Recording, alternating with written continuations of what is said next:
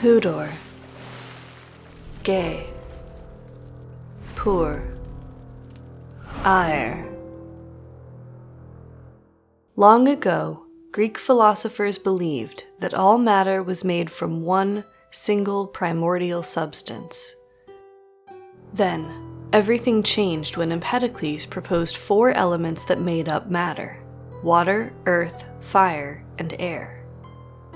100 years passed and Aristotle theorized a new element, an air-like substance called ether. And although these philosophers lived more than 2,000 years ago, their ideas about the elements changed the world.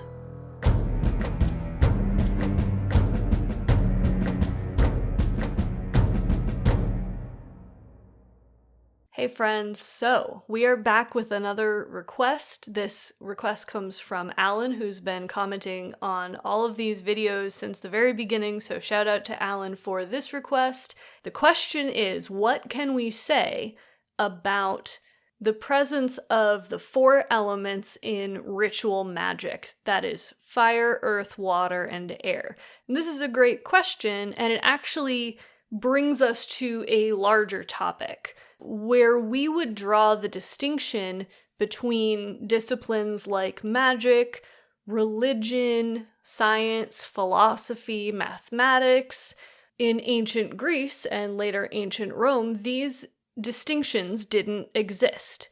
Philosophers might write on the nature of the soul and also have an opinion about geometry. Doctors might have an opinion about religion. To really get to the heart of this question, I think what we should be exploring here is, what can we say about the 4 elements, or where can we find the 4 elements across all of these intellectual disciplines that we now separate but would not have been separated in antiquity?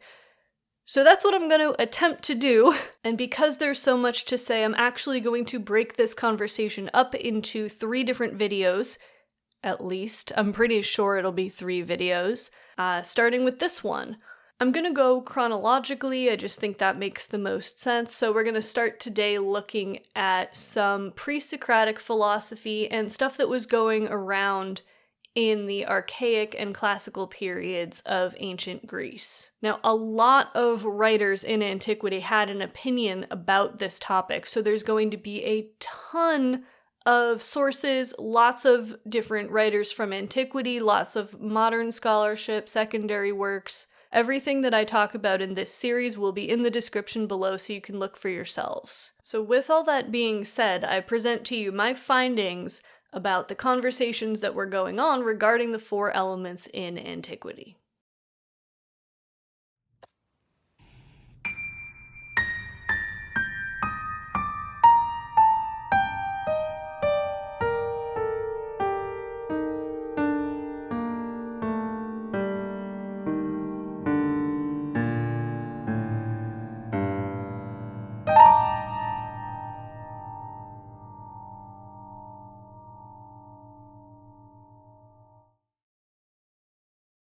Hey friends, welcome and welcome back to the channel. If you're new here, my name is Kate. This is Hearth of Haemonia, and we're here to discover and unpack the beliefs held by ancient Greek and Roman people, and sometimes their neighbors.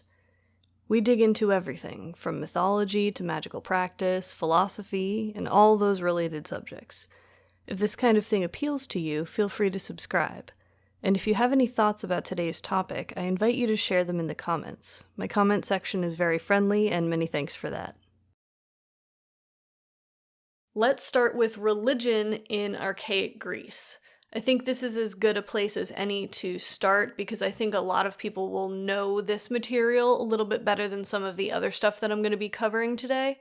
In the archaic period, there was no concept of the 4 elements as we know them today, fire, earth, water, and air, in the Greek religion. There were conversations going on in other disciplines, as we'll see, but in terms of religious practice and mythology, there wasn't anything like that. Instead, you have lots of different gods governing over natural phenomena. There's no god of like capital F fire, but you have different deities that represent different kinds of fire or water. So you have, for example, Hephaestus is the god of, among other things, volcanoes and smithing, so what fire can do, and some of the different forms it can take, like magma. But then you have Hestia, who is in charge of the hearth fire, which is a very different concept. In the same way, you have Poseidon, god of the open ocean, and you also have Oceanus, who does similar things, but then you also get different gods in charge of and sharing a name with different rivers, likewise with other bodies of water, lakes, pools, and so on, and you get things like water nymphs. Not to mention rain, which falls under the jurisdiction of Zeus, who's in charge of storms and lightning and stuff like that. And there's some overlap, of course, between all these different gods. For air, you don't have just a god of air, but rather you have gods that are in charge of the four winds, the winds that go along the four cardinal directions. And for earth, you have Mother Gaia, who's not really the goddess of the element Earth, but rather the planet Earth and everything that grows from it. And there are other gods that are in charge of different things like trees and plants, but it all kind of falls under the umbrella of Gaia.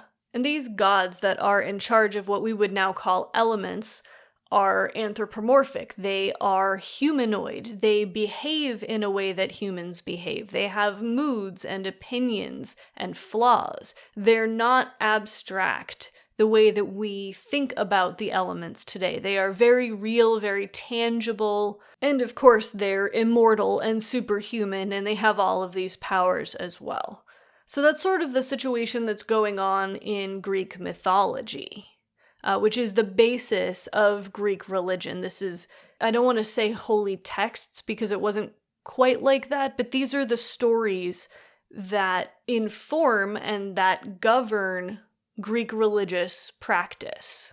Because we don't have these abstract concepts of fire, earth, water, and air, you also don't have anything reflected in the ritual for these abstract concepts.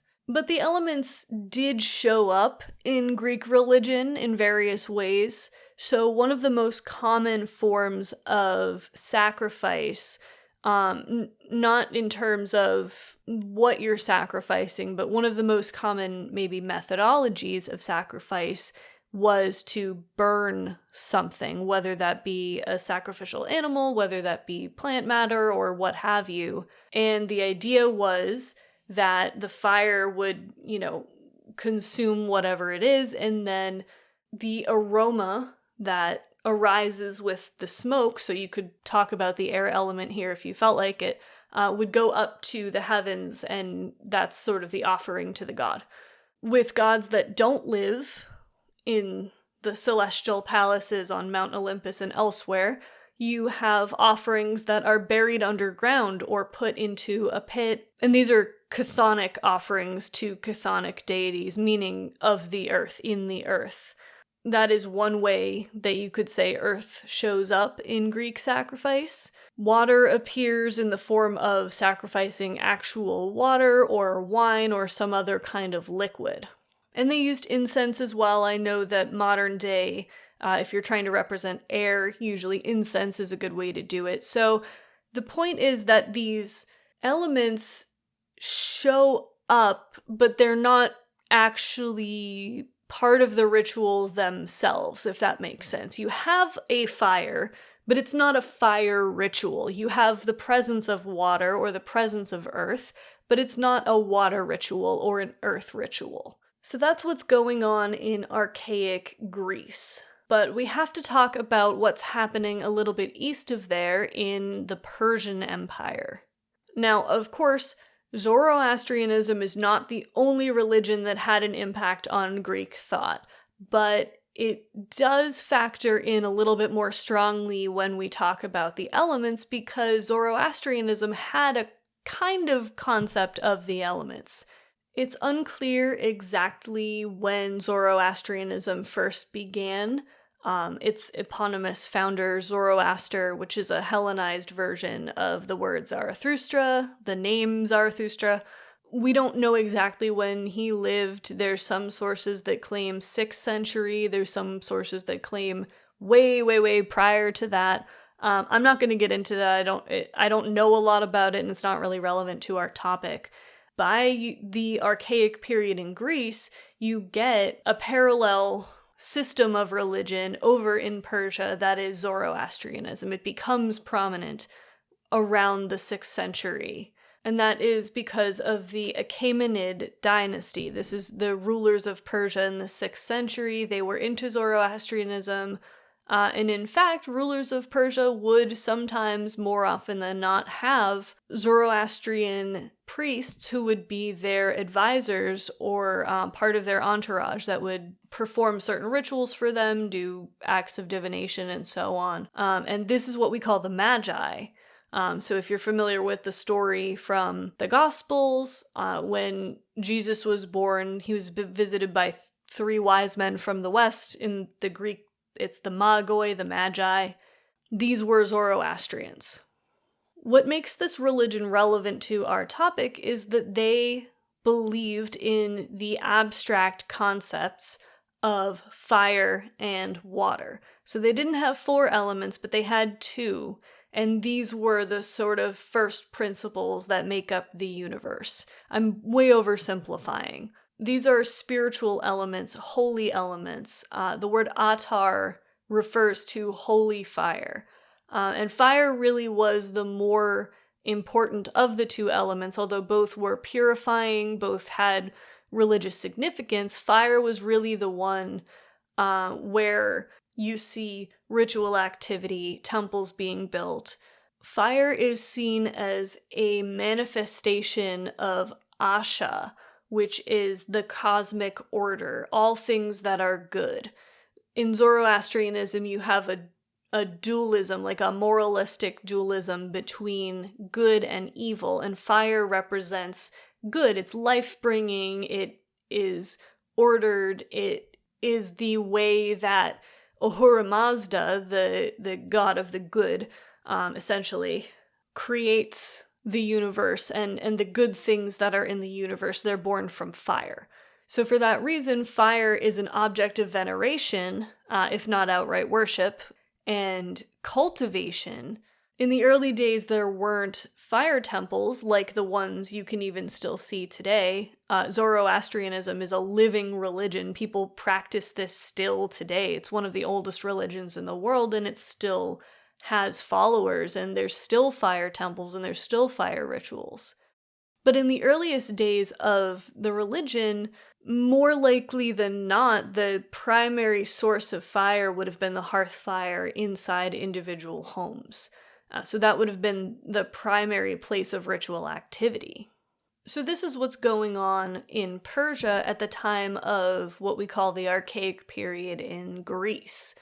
Now, the subject of how much influence Zoroastrianism had on Greek thinkers in this period is up for debate. Depends on when you date Zoroaster, what sources you count as true or exaggerated. There's a lot of discussion about it.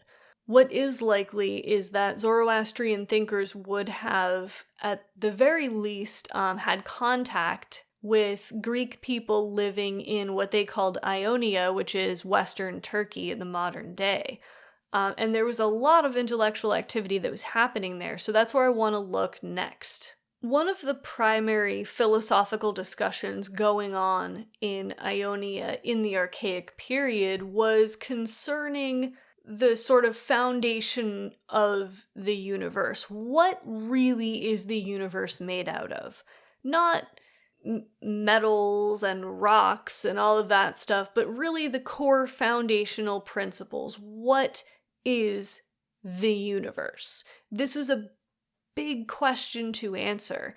And in Ionia, you start to get an answer to this question. And there's a lot of people that think that the universe, broken down to its most fundamental principles, actually is born from a single principal thing, this ousia.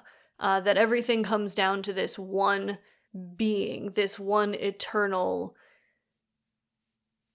is, I guess you could say. This thing is unchangeable, it's constant, it encompasses everything, and from it everything else emanates. You get approximations of this in mythology as well. Hesiod's Theogony talks about how when the universe was first formed, before there was anything, there was chaos. We have the word chaos in English, but chaos really means a void, an emptiness, a nothingness, and that is the fundamental principle. So there is a term that gets assigned to this one principle, and that is the arche. It just sort of means the first principle. It can mean beginning, it can mean a few different things. This is the word that they use to describe what I was just talking about, that thing that everything else comes from. That's the arche, or that is called the arche. And for a long time in this period, people were in agreement, at the very least, that there was such a thing as an arche, from which everything else emanates. But the disagreement was what that arche was. One of the earliest theories that we have comes from a philosopher called Thales, who worked in Miletus. He theorized that the first principle, the arche, was water. He taught his student, Anaximander. He also taught another philosopher called Anaximenes. And Anaximenes did not agree that water was the arche. He said that air was the arche. Xenophanes of Colophon thought that maybe the arche was earth. This guy Xenophanes is most famous for complaining about the way that gods are depicted. He says, if animals had gods, then they would make their gods to look like them. Basically, so why do we imagine that there's big, powerful people in the sky? You may have heard of him for that reason, but he also had a theory about the arche, and that was that the arche was earth. And lastly, Heraclitus, who was working out of Ephesus, theorized that the arche was actually fire, and that all things were born from fire. So he agreed with the Zoroastrians, and whether or not he was influenced by Zoroastrianism, again, is up for debate. He's the most likely candidate of the ones that I mentioned because his cosmology fits more closely with theirs. So, in the 7th century, in the 6th century, getting into the beginning of the 5th century, in Ionia, you have all of these different theories about what is the arche, what is this first principle of the universe from which all else grows and emanates. These theories get dispersed around the Greek world. People read them, hear about them, talk about them, and people start expanding on them. And maybe the most significant expansion on these theories comes from a philosopher called Empedocles, who was born in Sicily and was working around Sicily. So a couple things are significant about Empedocles, and the first is that he is the most extant writer from pre-Socratic philosophy that we have. We have a lot of fragments from a lot of other people, but we have a significant chunk of his work. And another thing that is interesting about him is that he wrote in poetry. So his philosophy, as it comes down to us, is written in verse. And we do have a lot of it. Now, we don't have all of it. It is fragmentary, but we have the bulk of 2 works. One called On Nature, and the other called On Purifications. And let me just say, I know I said I wasn't going to talk about the sources, but let me just say that the translation that I have linked below for the Fragments of Empedocles is a great translation. It's from 1908. More updated scholarship was published so that which fragments belonged to which of these 2 works actually changed a little bit. So there's stuff in the translation that I've linked that says it's from one thing, but it's actually probably from another thing. It doesn't matter so much for our purposes, but if you're like studying Empedocles academically, just be aware of that. Empedocles believed in the immortality of the soul. He believed in reincarnation, and for that reason, he advocated actually for vegetarianism, probably, although in the Archaic period, we can't say anything for certain. He probably advocated for vegetarianism because what if those animals had been people once, and you're actually eating people? It's best just to eat plants.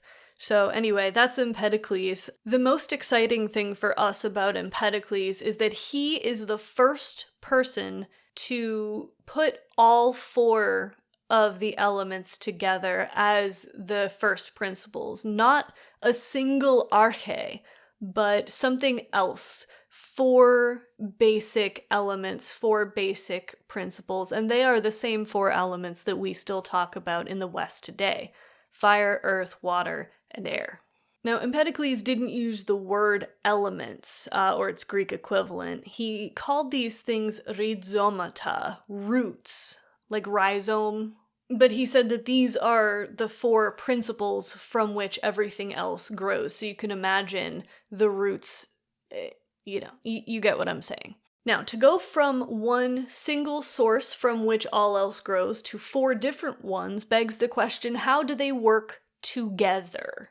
And he had an answer for that. The 4 elements, the 4 rhizomata, come together and separate through 2 major forces, and the forces are philotes and nekos, usually translated as love and strife. So everything else arises from the aggregation and separation of the 4 elements through these 2 opposing forces, love and strife. Things come together and they go apart. This is a departure from the Ionian schools. So here's what Empedocles' cosmic cycle, his birth of the universe, looks like. He says that in the beginning, the 4 elements existed together in a sphere that was governed by love and strife, philotes and nekos. Philotes, love, was in the center of the sphere and it emanated outwards, while strife kept the borders of the sphere in check. Over time, nekos, that is strife, gained too much power and threw things out of balance. And then from there, all of the 4 elements went through a process of joining together and coming apart again through the processes of love and strife, and the universe was created. And it wasn't an easy start. He said that in the beginning, when the elements were first combining and creating what we know to be matter, plants, animals, people, it was all out of whack. So you had creatures with limbs in the wrong places, and plants with strange properties, and people that were 2 people in one, and so on and so forth. And all the while, the elements continue to combine and dissolve and combine and separate. And eventually they get it right, or at least they get to the point that we know today where people look like people and different animals look like different animals. So there was a process to create the universe as we understand it. So involved in this cosmology is the idea of the conservation of matter, right? Because everything is just the combination and separation of the 4 elements, nothing truly ever is born and nothing truly ever dies. And that's why he believes in things like reincarnation and advocates for vegetarianism, because it's all just kind of a process of reforming what is already formed. And he complains about animal sacrifice in the traditional religious practices of his day. So he really believed that everything kind of is made from the same things, and matter continues to be recycled in this way, all born from the 4 elements. And after Empedocles suggests that there are 4 elements and this is how they work, this idea just sticks. I mean, today we're talking about the 4 elements because he said so. And of course, there's variations in other cultures around the world. I mean, the Chinese have 5 elements, for example, but in cultures that have been influenced by Greek thought, this idea just sticks. And the concept was just as popular in antiquity as it is today. One example of this theory brought into practice is in the discipline, what we would call a separate discipline now, of medicine. The most famous early Greek physician is, of course, Hippocrates. It's where you get the Hippocratic oath. He's sometimes called the father of medicine, usually called the father of medicine, and that's because we have writings that are all attributed to this guy called Hippocrates from the 5th century, which is some of the earliest medical writing that we have. Now, the Hippocratic corpus, which is the name that we give to his body of work, is probably not all written by the same guy.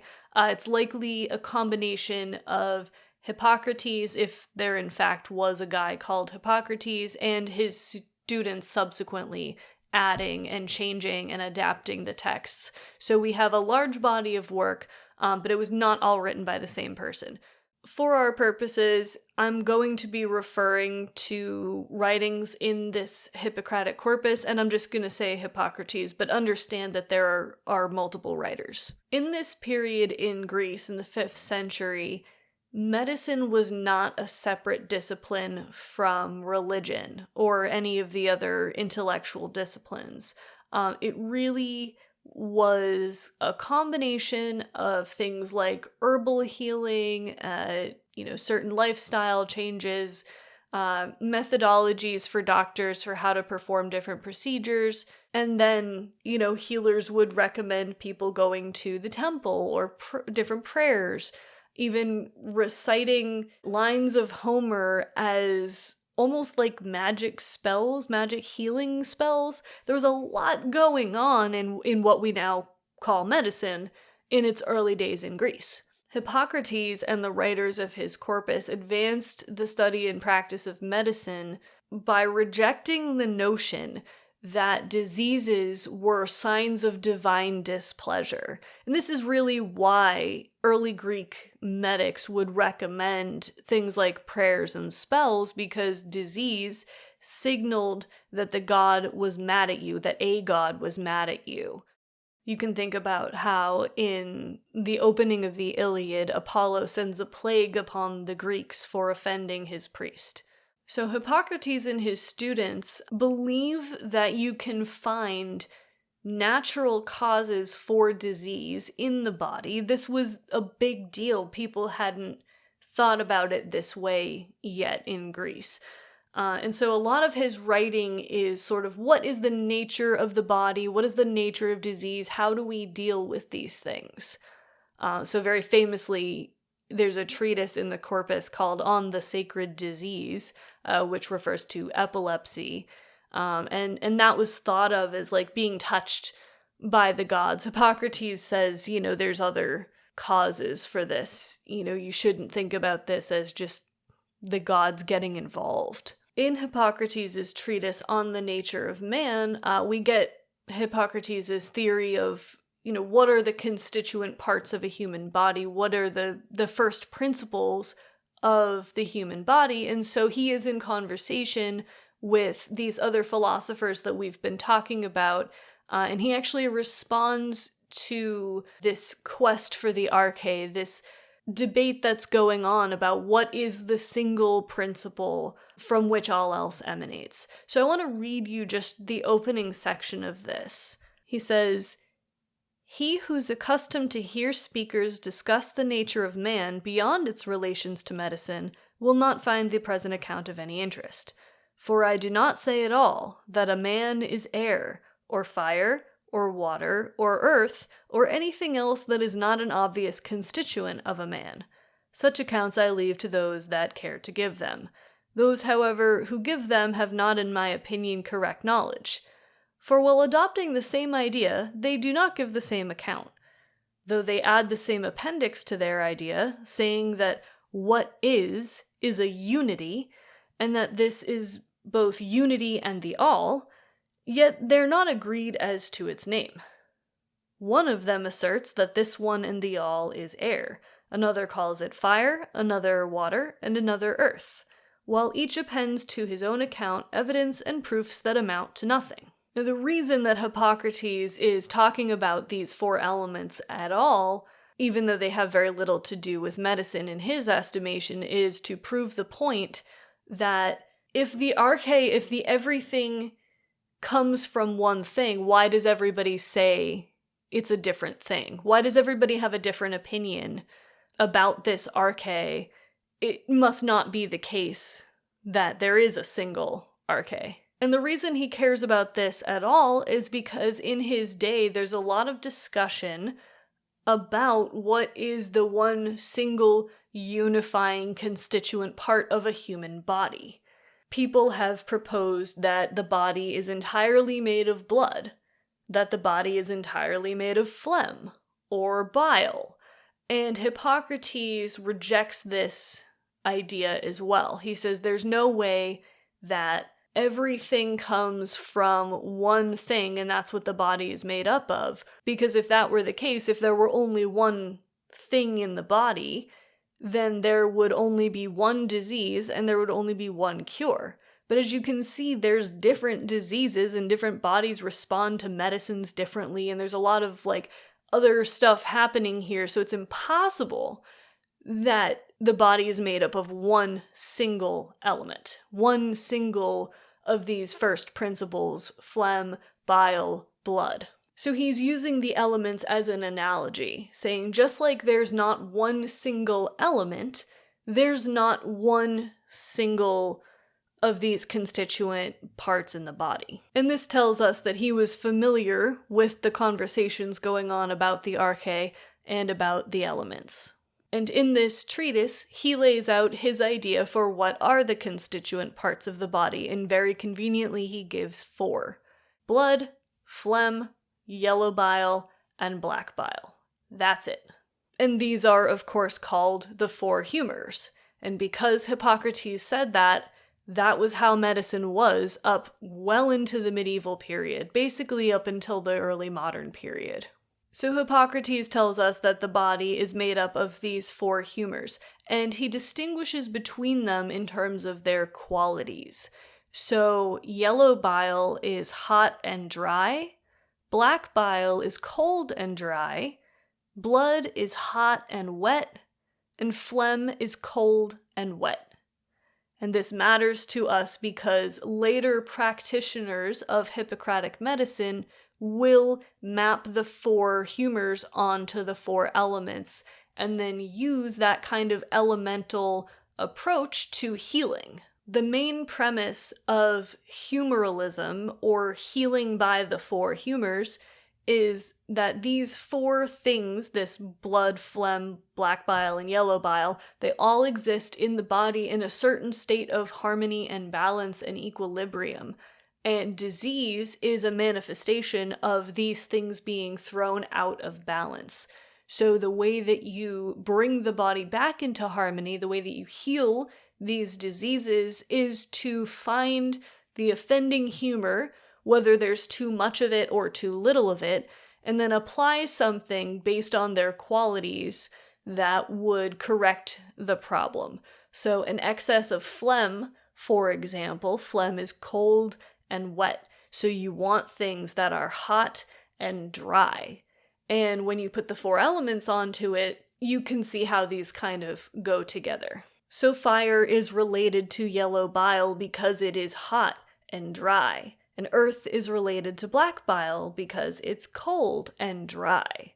Air is related to blood because it's hot and wet, and water is related to phlegm because it's cold and wet. Now, Hippocrates himself did not apply the 4 elements to the 4 humors, but his students did. So in this 5th century, you have on the one hand Empedocles setting forth the most influential theory about the elements, and Hippocrates setting forth the most influential theory about the humors, each of them conveniently mappable onto each other, and over time that happens. But that's a story for another day, so I'm gonna stop here, and next time we'll pick up right where we left off. At this point in history, in the 5th century BCE, the theory of the four elements is already well established and is making its way around Greek intellectual circles throughout the Greek world. You also have medicine being advanced and these two theories coming together. The four elements don't appear as a set in religion, but they do show up here and there, and then much more strongly, fire and water appear in Zoroastrianism. And in the 5th century BCE, Greece is about to get a crash course in Persian culture with the Greco-Persian Wars that Herodotus famously writes about, among others.